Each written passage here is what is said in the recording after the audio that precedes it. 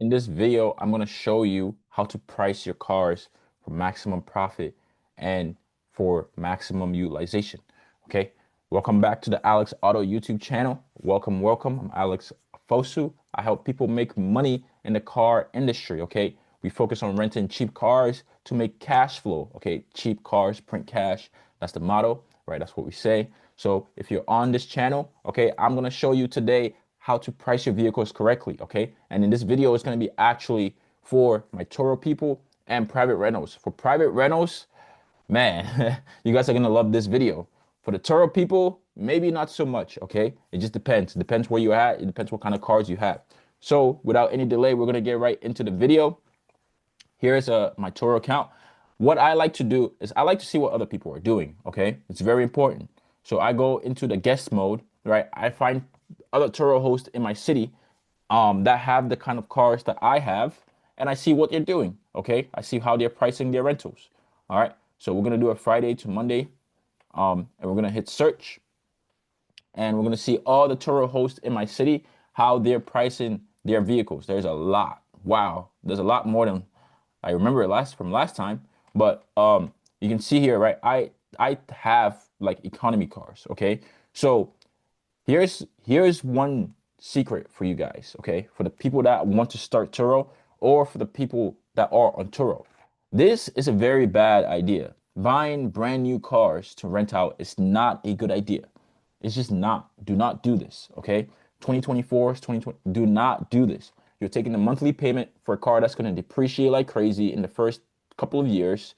You're going to rent it out to increase the rate of depreciation because people are going to drive the hell out of these cars, especially the economy cars, right?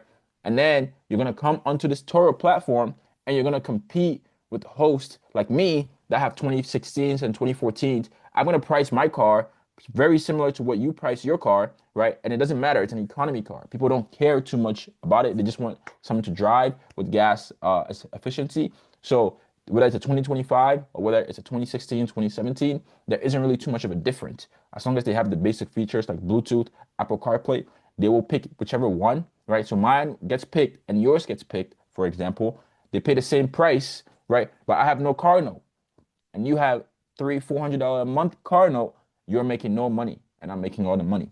All right. So that's a gem for you guys. Keep this in mind.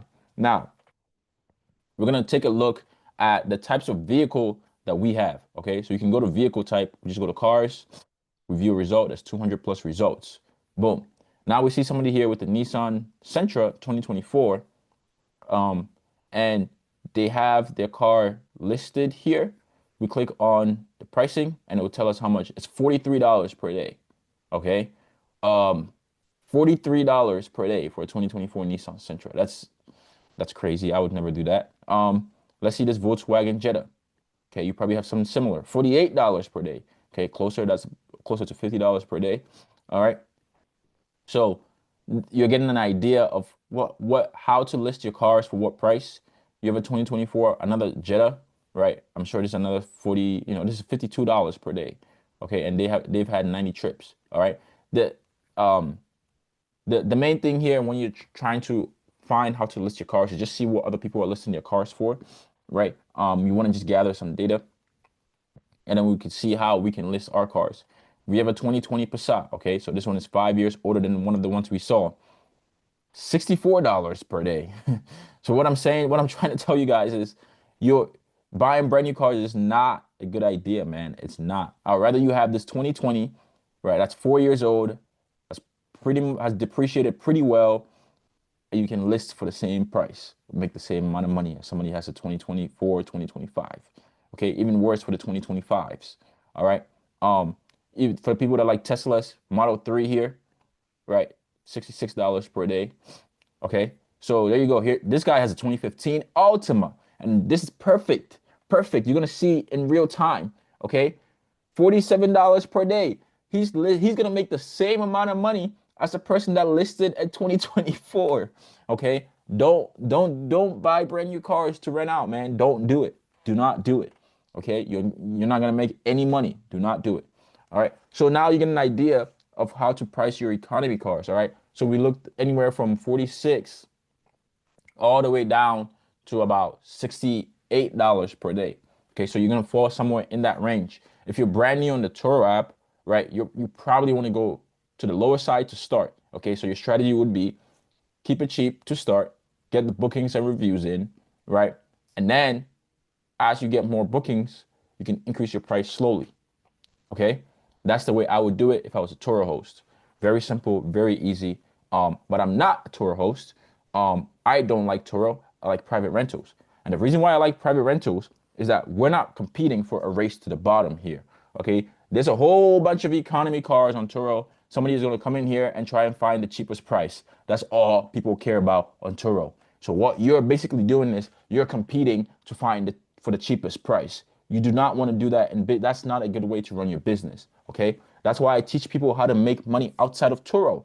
Why? Because you can set your own pricing, you can set your own structure, you can choose who you want to rent your cars to.